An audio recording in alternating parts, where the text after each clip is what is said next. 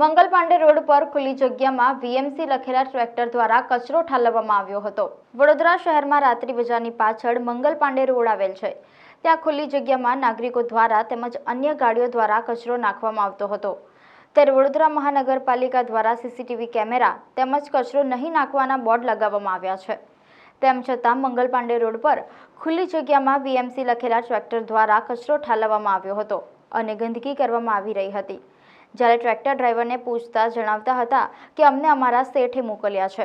ત્યારે વડોદરા મહાનગરપાલિકાના અધિકારીઓ દ્વારા આ ટ્રેક્ટરના માલિક તેમજ કોન્ટ્રાક્ટર સામે કાયદેસરની કાર્યવાહી કરી દંડ વસૂલ કરવાની માંગ સામાજિક કાર્યકર અતુલ ગામેજી દ્વારા કરવામાં આવી હતી અને કોન્ટ્રાક્ટ રદ કરવા જણાવ્યું હતું।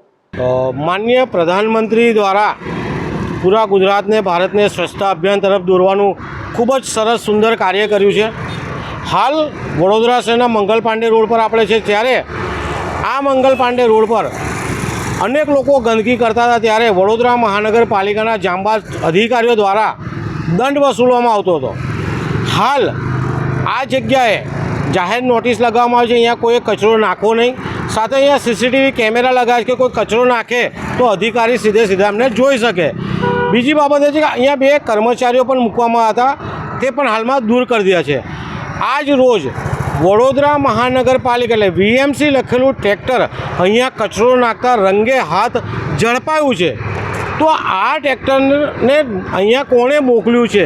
શું કોઈ અધિકારીને ખબર નથી કે કોન્ટ્રાક્ટર જાતે અહીંયા ગંદકી કર્યો છે?